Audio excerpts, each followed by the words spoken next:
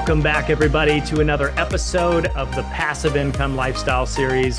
I'm Travis Watts, the Director of Investor Education here at Ashcroft Capital. In today's episode, what we're talking about is how to do more with less. Disclaimers as always, never financial advice, not telling you or anyone else what to do. Please seek licensed advice when it comes to your own investing decisions. Now, I'm shooting this episode here in Las Vegas, Nevada. I've been coming here since I was a kid, and every time I come here, I'm just reminded of the extreme consumerism in our culture. Man, everything here in Las Vegas is an upsell. Let me tell you, I went to check into my hotel room 30 minutes early, and they said the room's ready, but if you want to check in right now, it's going to be an additional $30. Then I find out I'm paying a resort fee on top of what I already paid to book the hotel.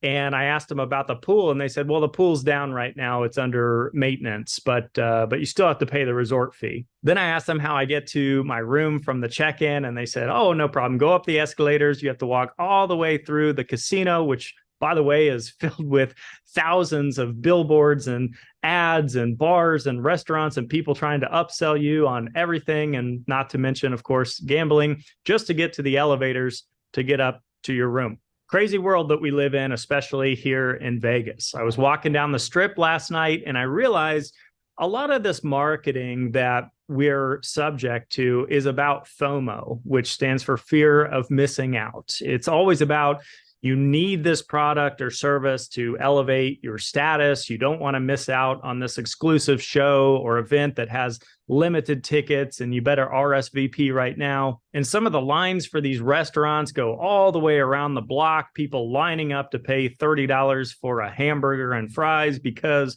a celebrity has endorsed this restaurant. So while there's nothing inherently wrong with this type of marketing, it clearly works, it does pose the question, is all of this necessary for you?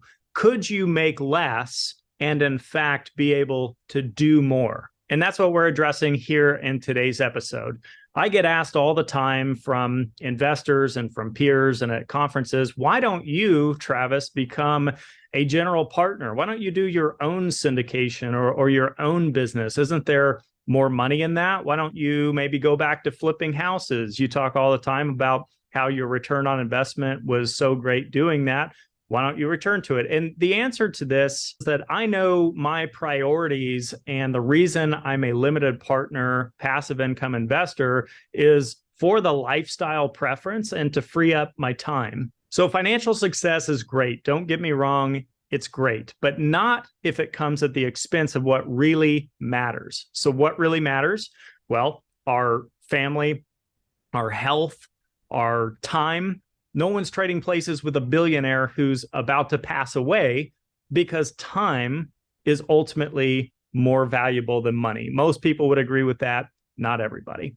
So let's examine a few examples of how you could do more with less. And the first thing to understand is most Americans retire with less. And in fact, if you're tuning in today here on YouTube, I want to share this chart with you. I'm going to put it up here on the screen. So what you can see here on this chart is that the median income for American households age 45 to 54 is around $97,000 per year. And the median income for households age 65 to 74, it falls to $55,000 and some change. This according to the Bureau of Labor Statistics in conjunction with the Census Bureau. So that's almost a 50% drop in income for retired Americans, and it only goes down further from there as your age progresses. So the problem with being young for a lot of people is you have plenty of time, but you don't have money. And the problem with being an older retiree is you may have the money, but you lack the time. So my question for you today is, could you possibly retire sooner?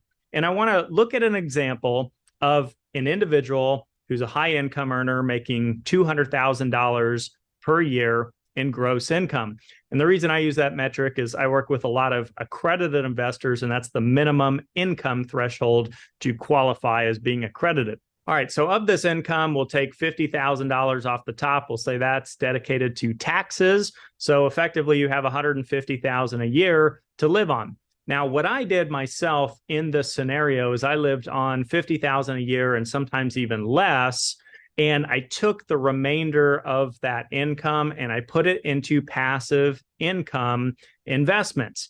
So if we use a simple yield, let's just say for simple math purposes, my annualized yield was a 10% total return. Maybe that was equity, cash flow, combination of the two, doesn't matter. I'm just using a simple example. So that would mean that 100,000 a year got put into my investment accounts, and I was able to produce 10,000 extra each year in income, in passive income specifically.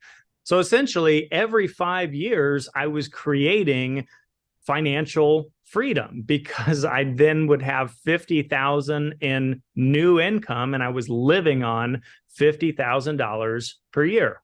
So a decade into this experiment, if you will, I had enough passive income to easily be able to retire if I chose to do that. And this right here is the key point. This is the secret sauce. Most people don't invest enough, number one. Number two, a lot of people get sucked into the consumer culture. So even when I made lower income, I had jobs that paid me $10,000 a year, $20,000 per year, $50,000 per year, $100,000 per year, and so on. I always lived below my means for a period of time. And that's another key point, a period of time. I don't advocate live extreme frugality and minimalism till the day you die. The goal is to get you to your goal, whether it's financial independence, financial freedom, retirement, whatever you want to call it, the ability to eventually free up your time.